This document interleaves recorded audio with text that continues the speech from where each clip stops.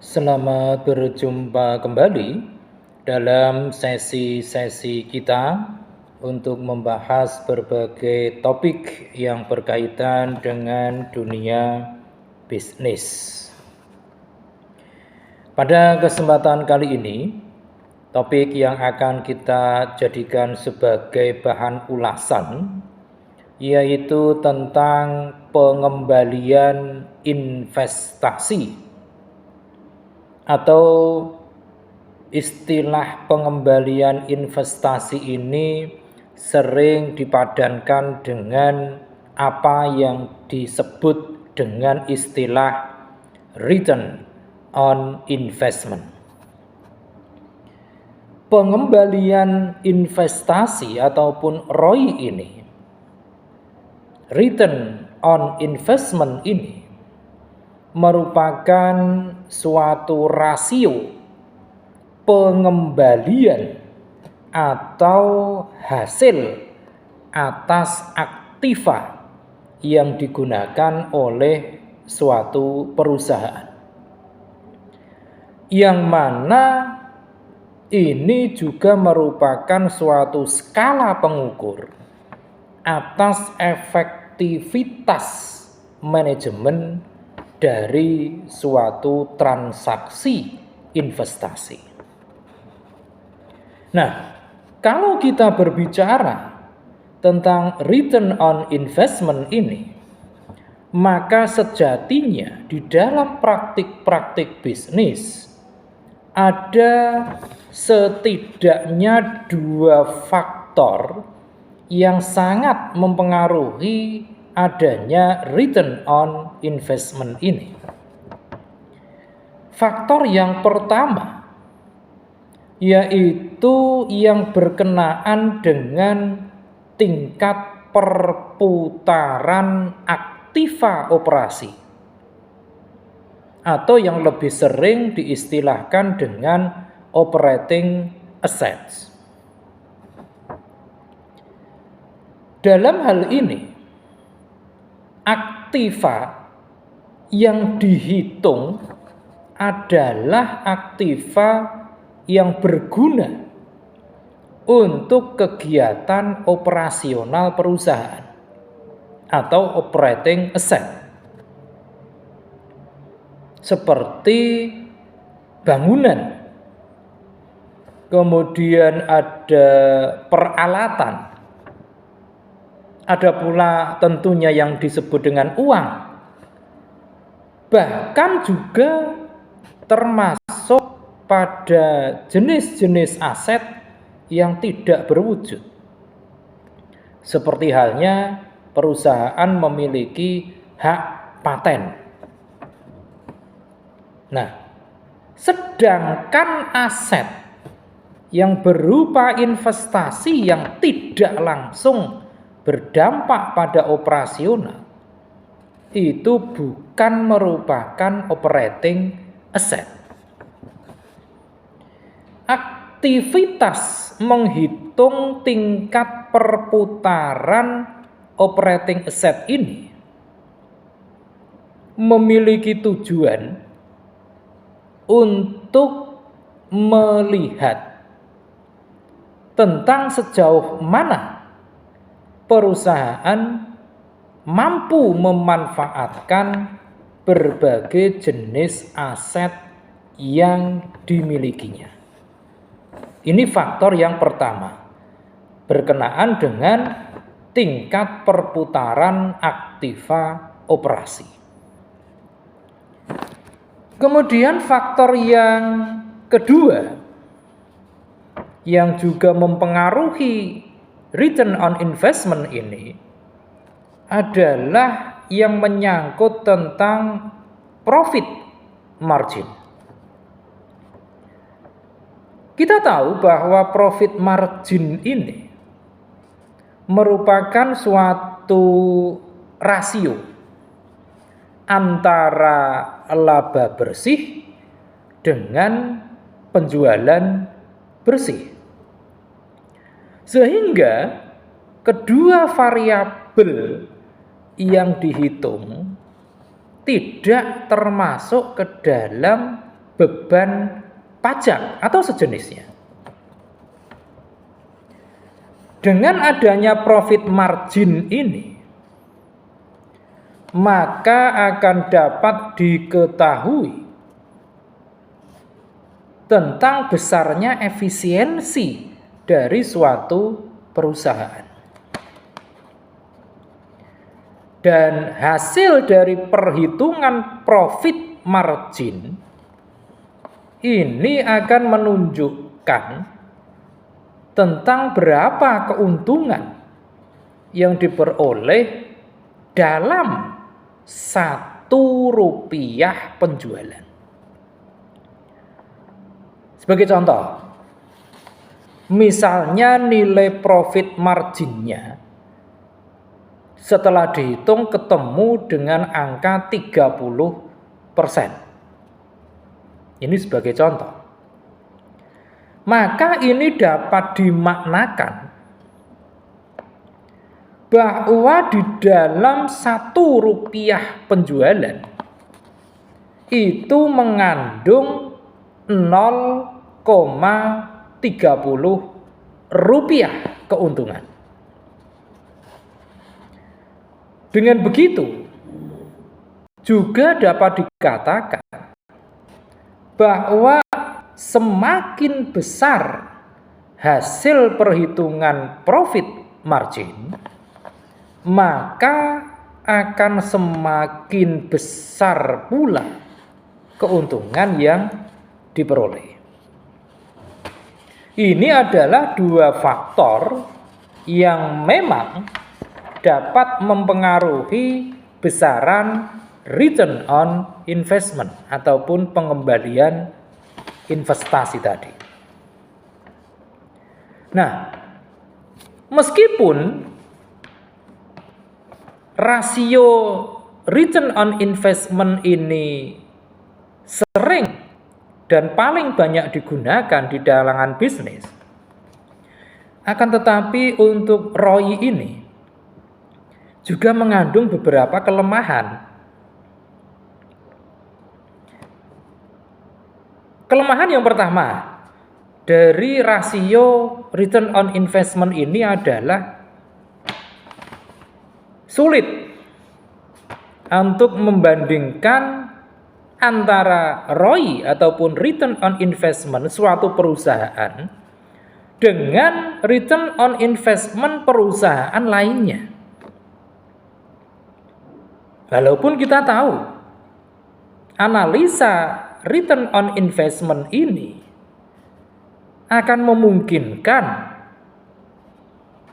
dalam membandingkan return on investment satu perusahaan dengan perusahaan yang lain. Akan tetapi perlu diingat, ini tidaklah mudah. Mengapa tidak mudah? Karena disebabkan setiap perusahaan tentu akan memiliki cara kerja yang berbeda-beda. Dan selain itu, penggunaan metode, utamanya metode penilaian aktivanya, itu pun juga berbeda-beda antara satu perusahaan dengan perusahaan yang lain. Ini kelemahan yang pertama. Kemudian kekurangan yang kedua dari apa yang disebut dengan return on investment ini adalah bahwa ROI ini akan mempengaruhi cara pandang manajemen terhadap apa yang disebut dengan investasi tadi. Analisa tentang return on investment pada dasarnya hanya memberikan gambaran ataupun deskripsi tentang investasi mana yang lebih menguntungkan secara angka nominal. Akan tetapi, jika tujuan dari investasi itu tidak hanya sekedar berapa uang yang bisa dikembalikan, maka tentunya analisis return on investment ini menjadi cukup sulit untuk bisa diandalkan. Analisa return on investment ini pada umumnya akan membuat manajemen hanya melihat investasi itu dari satu sisi saja. Apa satu sisi itu? Yaitu sisi keuntungan dari aspek material. Ini kelemahan yang kedua dari analisis return on investment. Kemudian kelemahan yang ketiga, yaitu yang berkaitan dengan adanya fluktuasi nilai dan juga daya beli. Salah satu hal yang juga berpengaruh pada besarnya margin keuntungan suatu perusahaan adalah tentang nilai mata uang yang semua kita juga tahu setiap negara itu selalu berubah. Dan dengan adanya perbedaan nilai mata uang yang memang ini acap kali berubah, apalagi mata uang ini waktu dikeluarkan saat membeli bahan baku atau alat operasional, ini juga akan membuat perhitungan menjadi lebih sulit. Sebagai contoh, barang ataupun peralatan misalnya yang dibeli pada saat terjadi inflasi yang cukup tinggi, maka tentu harga dari barang yang dibeli tadi akan lebih mahal seiring dengan tingginya angka inflasi.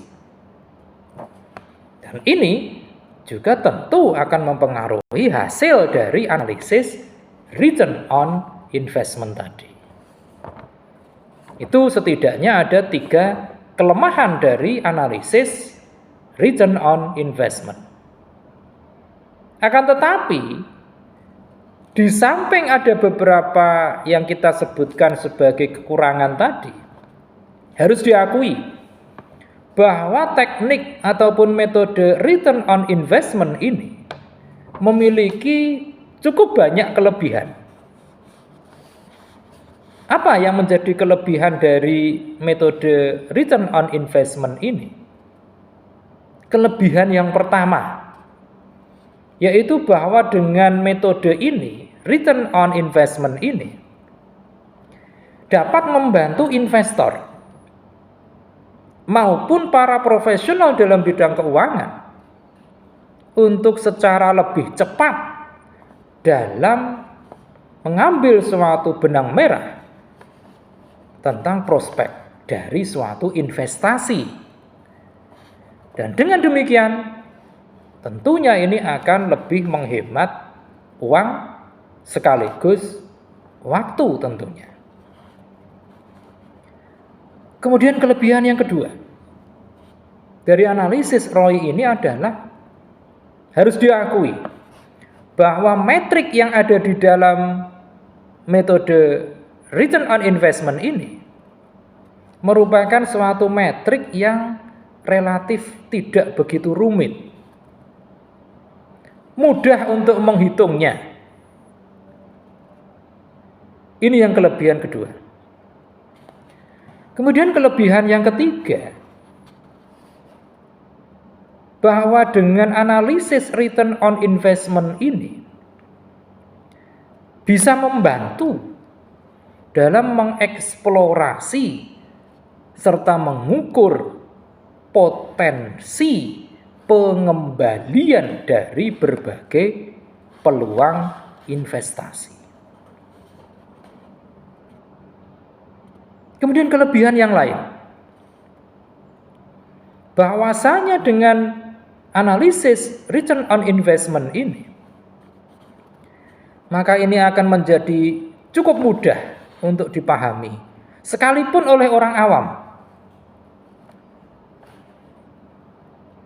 Dan konsep ini tentunya juga akan dapat diterima secara universal. Ini harus diakui.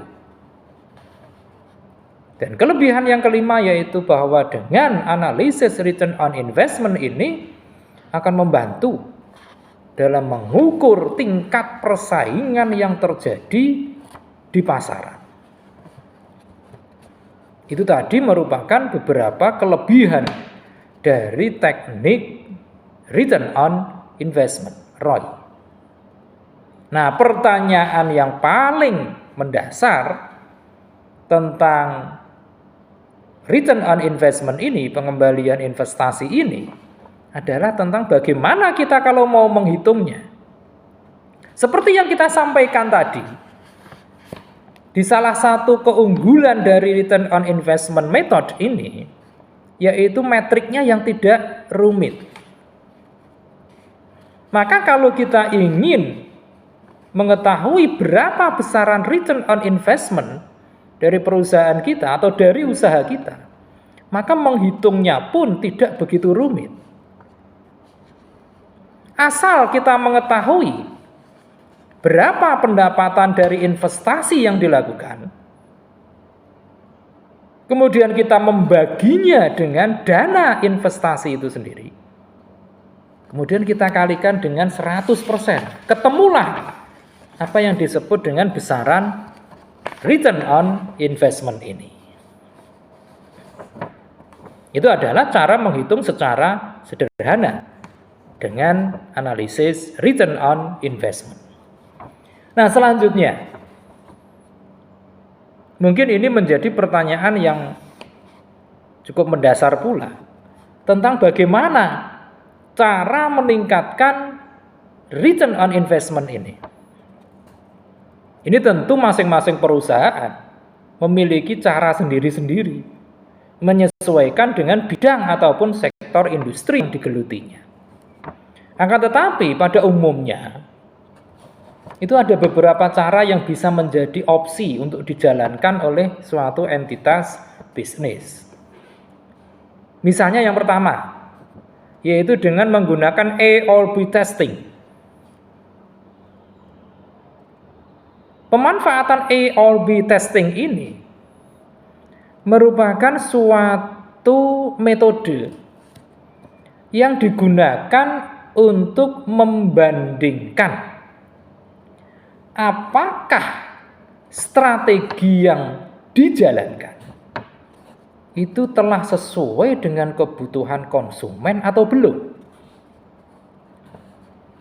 Ini adalah metode A/B testing.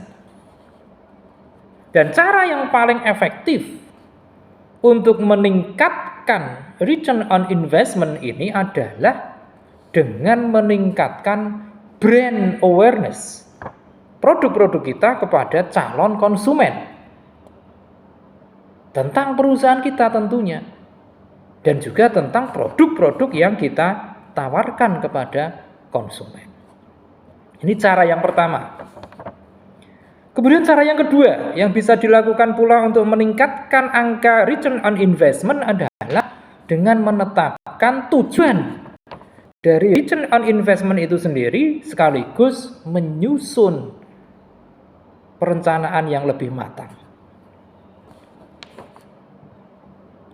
Dalam hal ini, perusahaan harus membuat tujuan yang jelas. Tidak itu saja, harus pula solutif, relevan, dan juga inovatif, agar kesemuanya itu bisa dimanfaatkan untuk lebih mengembangkan bisnis yang sedang dijalankan. Di samping itu, perusahaan itu juga harus memperhatikan berbagai detail-detail yang mungkin nampaknya sepele, tapi ini penting. Misalnya, perhitungan pajak. Ini penting. Dan juga tentang perakiraan tentang kondisi perekonomian, utamanya tentang inflasi, harus diperhitungkan. Kemudian cara yang ketiga, yaitu dengan menentukan USP Apa itu USP? USP itu adalah unique selling product. Unique selling product, USP, ini akan sangat membantu dalam menarik investor ataupun calon konsumen agar semakin relevan dengan apa yang kita tawarkan. Semakin relevan, semakin solutif dari unique selling produk kita, maka akan semakin membantu perusahaan dalam membedakan bisnisnya dengan bisnis yang dijalankan oleh para kompetitor.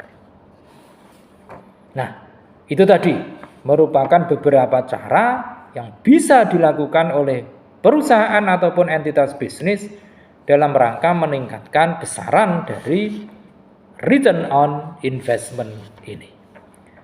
Demikian pembahasan yang teramat singkat kita pada kesempatan kali ini tentang pengembalian investasi ataupun return on investment.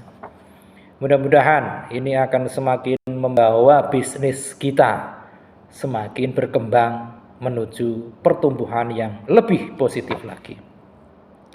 Jangan lupa ikuti tayangan-tayangan kami berikutnya, tentunya masih berkaitan dengan dunia bisnis khususnya dan ekonomi secara luas. Demikian pembahasan kita. Jangan lupa setelah menyaksikan tayangan ini silakan klik di layar Anda untuk like, komen, kemudian subscribe, dan tentu saja jangan lupa share. Terima kasih.